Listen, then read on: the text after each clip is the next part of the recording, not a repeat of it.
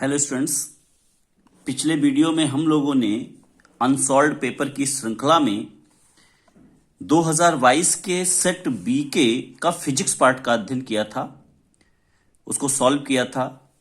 आज हम उसी बी के सेट का ही केमिस्ट्री पार्ट को देखेंगे, सॉल्व करेंगे। तो चलिए आइए देखते हैं। इसमें पहला प्रश्न हमारा है 5वें का प्रोपेनॉल है। 4 ऑप्शन दिए गए हैं, C2H5OH, C3H7OH, C3H5OH, C3H6OH। अब देखिए यहाँ पे प्रोप से तो आपको पता है 3 कार्बन होते हैं, लेकिन यहाँ पे 3 में 3 कार्बन है, इसमें भी है, इसमें भी है, इसमें भी है, तो इसमें बहुत ज्यादा कंफ्यूजन है। तो इसका तरीका हम आपको बताते हैं कि कैसे आप इसको हल करके समझ सकते हैं। तो देखिए, आपको क्या करना है, इसका स्ट्रक्चर बनाना है। 3 कार्बन होंगे प्रोप में, तो 3 कार्बन आपस में जोड़ दिए और एक OH होगा, क्योंकि ऑल है ना, तो ऑल में क्या होता है OH, यानी एल्कोहली ग्रुप लगा हुआ है। 3 कार्बन और एक एल्कोहली ग्रुप। अब कार्बन की जो शेष संयोजकताएं बची हैं उन पे आप हाइड्रोजन लगा दीजिए। तो देखिए, जहां जहां शेष संयोजकताएं थी उन पे हमने हाइड्रोजन को लगा दिया। काउंट कर लीजिए, 1 2 3 4 5 6 7 8, इसको छोड़ दें तो 7, यानी C3H7OH, C3H7OH। तो इसमें क्या होगा, इसमें ये दूसरा वाला ऑप्शन इसका सही होगा, C3H7OH। नेक्स्ट देखते हैं, इसका खा वाला पार्ट क्या है। इसमें कह रहा अधातु है। अधातु क्या है, पोटेशियम है, फ्लोरीन है, एल्यूमिनियम है कि सोडियम है। देखिए, पोटेशियम, एल्यूमिनियम, सोडियम ये तीनों धातुएं हैं, और फ्लोरीन जो है वो एक अधातु है। तो फ्लोरीन हमारा इसमें सही आंसर होगा। हाइड्रोजन तत्व में आता है fluorine, chlorine, bromine, iodine. Next है, ठंडे जल से हाइड्रोजन गैस बनती है। ठंडे जल से लोहा रिएक्शन नहीं करता है, कॉपर भी नहीं करता है, कार्बन भी नहीं करता है, अधातु है, और ये दोनों बहुत लेस रिएक्टिव धातु है। तो जो यहाँ पे सोडियम धातु है वो बहुत तेजी से रिएक्शन करती है और आग लग जाती है इसमें, तो इसका सही आंसर है सोडियम। नेक्स्ट क्वेश्चन है हमारा 6 का कह रहा है प्लास्टर ऑफ पेरिस बनाने की विधि एवं उपयोग लिखिए। तो 6 का देखिए कैसे हम इसको सॉल्व करेंगे। 6 के काम में plaster of Paris, plaster of Paris कैसे हम बनाते हैं, इसको हम बनाते हैं जिप्सम से। जिप्सम का सूत्र क्या होता है, CaSO4 × 2H2O। इसको हम गर्म करते हैं लगभग 100 डिग्री सेल्सियस तक, तो इसमें से वाटर मॉलिक्यूल निकल जाता है और हमारा बन जाता है CaSO4 dot half H2O plus 1 right 1/2, यानी कि 3/2 भी लिख सकते हो। मतलब 2 H2O मॉलिक्यूल्स थे, 1.5 निकल गया, और जो बचा है इसी को कहते हैं POP, प्लास्टर ऑफ पेरिस। और इधर जिससे हमने इसको बनाया था इसका नाम है जिप्सम। तो जिप्सम से प्लास्टर ऑफ पेरिस को 100 डिग्री सेल्सियस पर गर्म करके हम बना सकते हैं। दूसरी चीज यहाँ पे और ध्यान देनी है, कह रहा उपयोग। उपयोग हम कहाँ करते, पिछले सेट में भी पूछा गया था ये। इसका उपयोग जो है, हड्डी टूट जाती है तो प्लास्टर चढ़ाने में किया जाता है, मूर्ति बनाने में किया जाता है, छतों पे डिजाइन बनाते हैं उसमें इसका उपयोग किया जाता है। तो इस दांत के प्लास्टर में भी उपयोग इसका होता है। तो इस प्रकार से हम इसको कर सकते हैं। नेक्स्ट क्वेश्चन है, रेडॉक्स अभिक्रिया को एक उदाहरण द्वारा समझाइए। रेडॉक्स, देखिए रेडॉक्स का मतलब होता है ये दोनों से मिलकर के बना है, यानी कि रिडक्शन प्लस ऑक्सीडेशन। मतलब ऐसी रिएक्शन जहां पे रिडक्शन भी हो रहा और ऑक्सीडेशन भी हो रहा, यानी ऑक्सीकरण अपचयन, जब दोनों अभिक्रियाएं एक साथ होती हैं एक रिएक्शन में, तो उसी को हम रेडॉक्स अभिक्रिया कहते हैं। इसको एक एग्जांपल के द्वारा हम समझते हैं। जैसे कॉपर ऑक्साइड CuO प्लस, ये जब रिएक्शन हाइड्रोजन से करता है तो इसमें आपका बनता है Cu प्लस H2O। तो यहां पे आप देख रहे हैं Cu से क्या बन रहा है, CuO से Cu बन रहा है, यानी ऑक्सीजन इसमें से निकल रहा है। तो इसका क्या हो रहा है, अपचयन हो रहा है, यानी इसको हम क्या कहते हैं, रिडक्शन। और H2 में क्या हो रहा है, ये H2O बन रहा है, यानी इसमें ऑक्सीजन जुड़ रहा है, इसका क्या हो रहा है, ऑक्सीडेशन, यानी ऑक्सीकरण इसका हो रहा है। तो ये हमारी कैसी अभिक्रिया हो गई, रेडॉक्स अभिक्रिया हो गई। ये हमारी रेडॉक्स अभिक्रिया, यानी रिडक्शन भी हो रहा और ऑक्सीडेशन भी हो रहा। CuO plus H2 gives Cu plus H2O। तो वो अभिक्रिया जिनमें दोनों होते हैं ऑक्सीकरण, अपचयन और उपचयन, तो वो हमारी कहलाती है रिडॉक्स अभिक्रिया। नेक्स्ट देखते हैं मिंडलिफ का आवर्त नियम तथा इस सारणी की दो विशेषताएं लिखिए। आवर्त नियम ये कहता है, मिंडलिफ का आवर्त नियम, कि तत्वों के भौतिक तथा रासायनिक गुण, तत्वों के भौतिक तथा रासायनिक गुण उनके परमाणु द्रव्यमान के आवर्ती फलन होते हैं।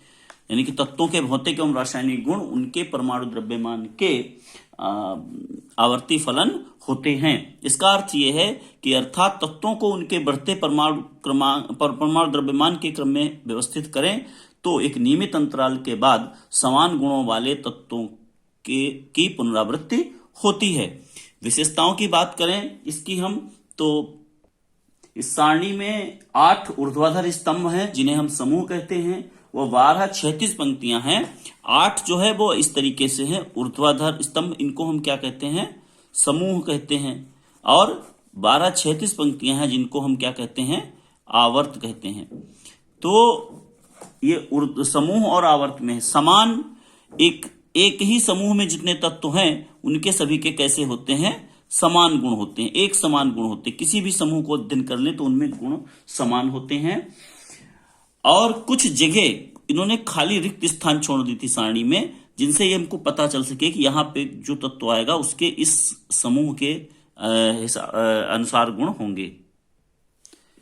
नेक्स्ट क्वेश्चन है 7वें का यानी कार्बन की सर्वतोमुखी प्रकृति को स्पष्ट कीजिए।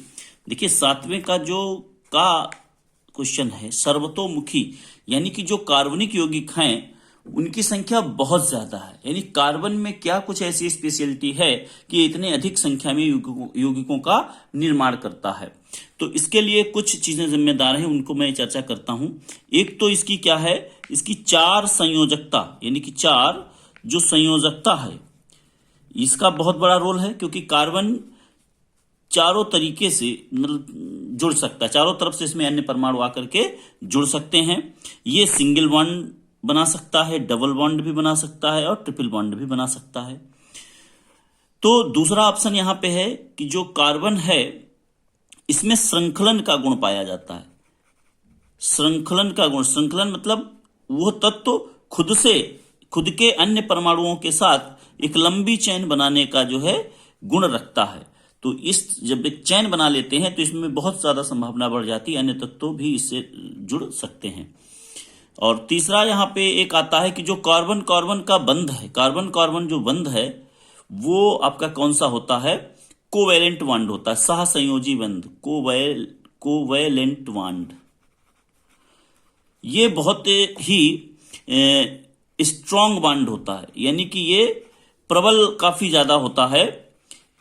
प्रबल क्यों होता है, ये इसके आकार की वजह से कि जो कार्बन परमाणु का आकार है वो बहुत ही छोटा होता है, इसलिए ये बंध बहुत ही प्रबल होता है। प्रबल होने के कारण ये जो यौगिक होते हैं कार्बनिक यौगिक, ये बहुत ही स्थायी होते हैं।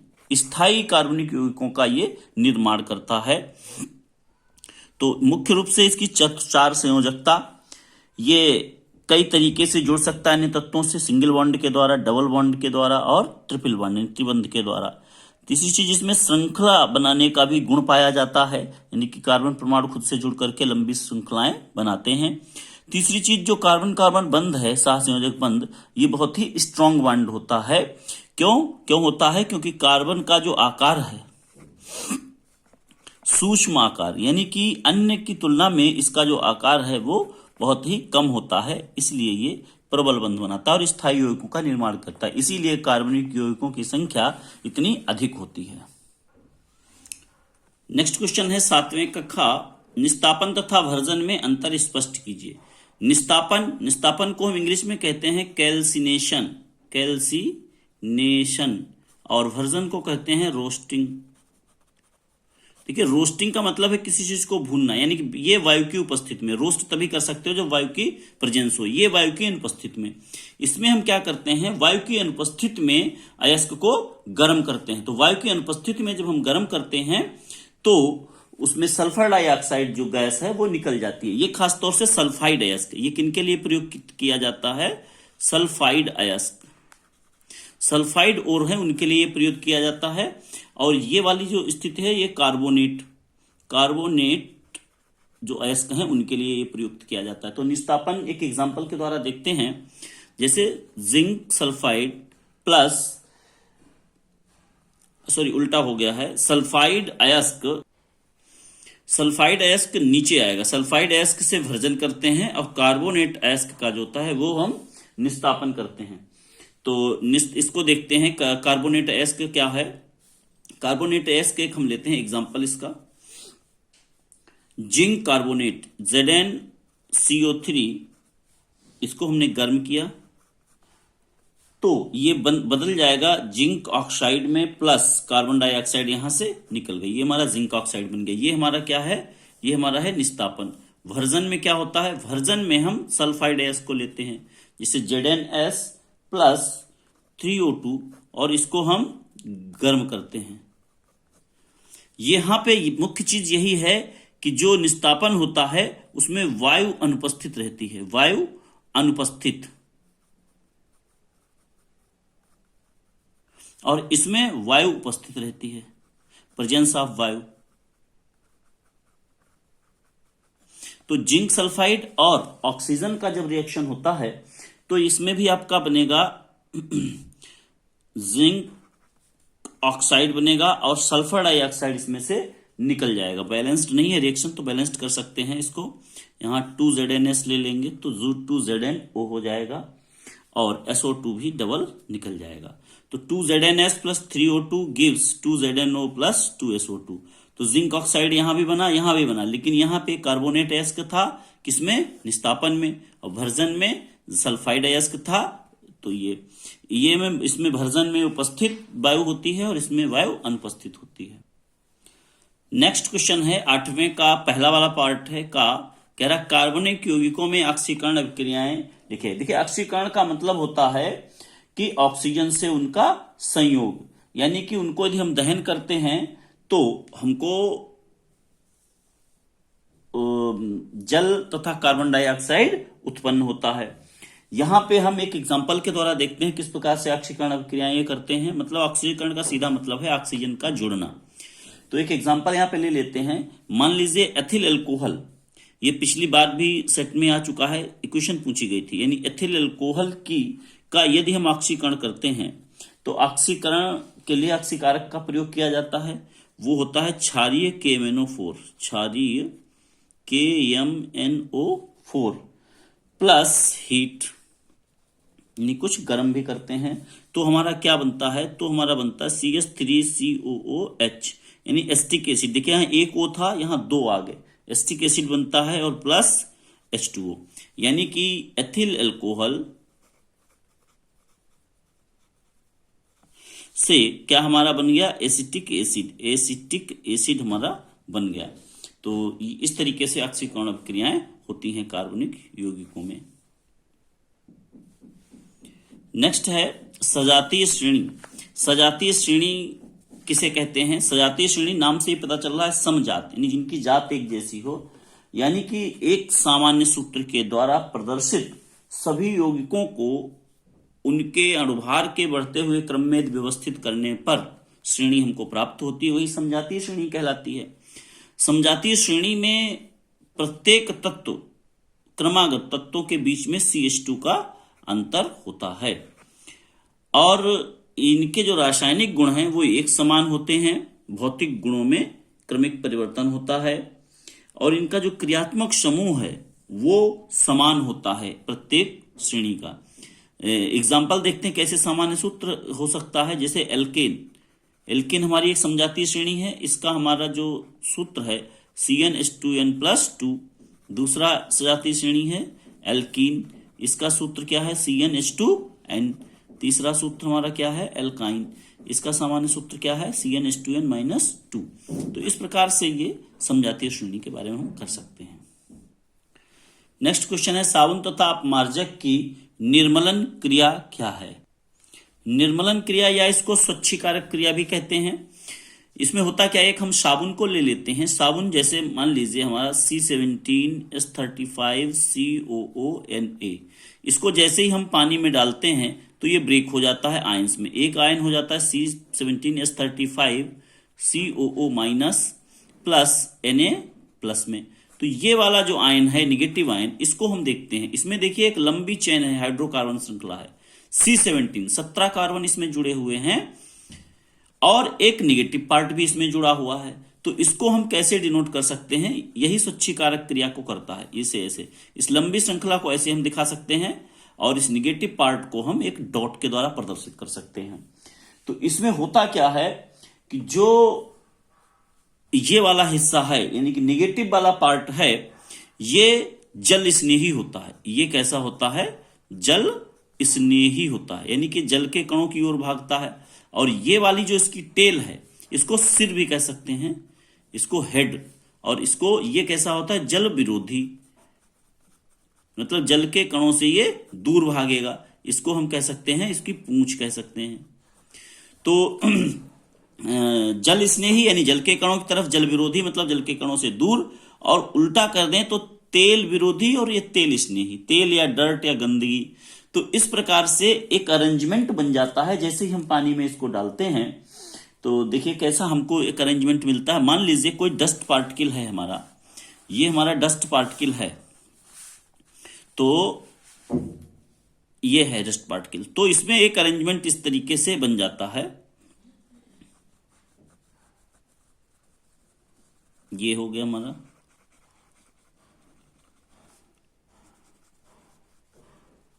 जो ये आयंस हैं ये इस तरीके से इस डस्ट पार्टिकल के चारों ओर आ जाएंगे।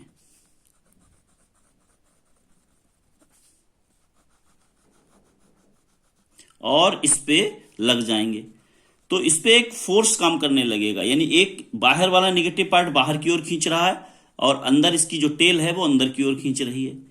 जब टेल अंदर की ओर खींच रही है तो इस पे जो यहां पे पार्टिकल है, ये मान लीजिए तेल का कण है, और इस पे क्या होता है? एक फोर्स काम करने लगेगा। जब इतने सारे पार्टिकल्स आयंस इस पे आके जुड़ गए हैं और तो इस पे ये बाहर की ओर खींच रहा है या अंदर की ओर, तो इसकी जो पकड़ है वो कपड़ों पे और शरीर पे कमजोर पड़ जाती है और ये उससे अलग हो जाता है। ये जब हम पानी डालते हैं तो उसके पानी के साथ बह करके चला जाता है। तो इस प्रकार की जो ये संरचना आप देख रहे हैं, ये जो संरचना बन रही है, इस संरचना को हम कहते हैं मिसेल। इसको क्या कहते हैं? मिसेल संरचना, यानी कि मिसेल फॉर्मेशन के द्वारा उन धूल, मिट्टी या तेल के कणों को अलग कर देता है। नेक्स्ट क्वेश्चन है, एथेनॉल की 4 रासायनिक अभिक्रियाओं के समीकरण लिखिए और उनके 3 उपयोग भी लिखिए। एथेनॉल की 4 रासायनिक समीकरण। तो देखिए 4 रासायनिक मतलब किस तरीके से ये रिएक्शन करता है। तो सबसे पहले इसको हम दहन देखते हैं, यानी C2H5OH। यदि इसको हम जलाते हैं तो क्या बनाता है? जलाएंगे तो बताना, कार्बनिक यौगिक को जलाते हैं तो कार्बन डाइऑक्साइड, जल और हीट और लाइट, यानी कार्बन डाइऑक्साइड बनता है प्लस जल प्लस हीट और प्लस लाइट। ये इतनी चीजें निर्माण होती हैं। इसको हम बैलेंस कर सकते हैं, 2CO2 प्लस 3H2O, यानी C2H5OH plus 3O2 gives 2CO2 plus 3H2O, इनका दहन करने पर। दूसरा रिएक्शन इनका है कि यदि हम इसका रिएक्शन करा दें सोडियम से, C2H5OH plus Na gives C2H5ONa plus H2, gas बनेगी। और इसको भी हम बैलेंस कर सकते हैं, 2C2H5 2 और यहां पे भी 2 आ जाएगा। तो इस प्रकार से ये हमारा जो बनता है ये है सोडियम एथॉक्साइड।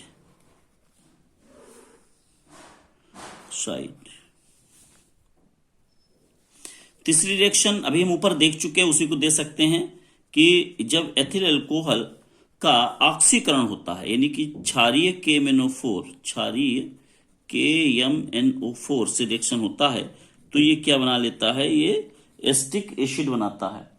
तो ये भी रिएक्शन यहाँ पे हम दे सकते हैं। और एक और रिएक्शन होती है कि एथिल अल्कोहल जब एसिड से क्रिया करता है, C2H5OH प्लस CH3COOH, तो एक ये एस्टर बनाता है, CH3COO C2H5, एस्टर का निर्माण होता है, एस्टरीकरण। तो ये बहुत इंपॉर्टेंट है दोनों रिएक्शंस। यहाँ पे एसिटिक एसिड बन रहा था, एसिटिक एसिड बन रहा था, और यहाँ पे एस्टर बन रहा है। तो यहाँ प्लस H2O मॉलिक्यूल निकल जाएगा, यहाँ भी एक वाटर मॉलिक्यूल निकलेगा। इसका दूसरा नाम हम एथिल एसीटेट भी लिख सकते हैं, है तो एस्टर है, तो एथिल एसीटेट। तो इस प्रकार चारों रिएक्शंस हम दे सकते हैं। इसका उपयोग विभिन्न तरीके से, अभी कोरोना काल में आपने देखा होगा कि जो सैनिटाइजर का निर्माण हो रहा था वो भी एथेनॉल से ही हो रहा था, स्प्रिट बनाई जाती है, पेट्रोल में भी इसका इस्तेमाल अब तो किया जाने लगा है, और भी अन्य चीजों में इसका उपयोग किया जाता है। प्रयोगशाला में अभिकर्मक के रूप में भी प्रयोग होता है। तो इस प्रकार से आपका केमिस्ट्री पार्ट कंप्लीट हुआ। Thank you.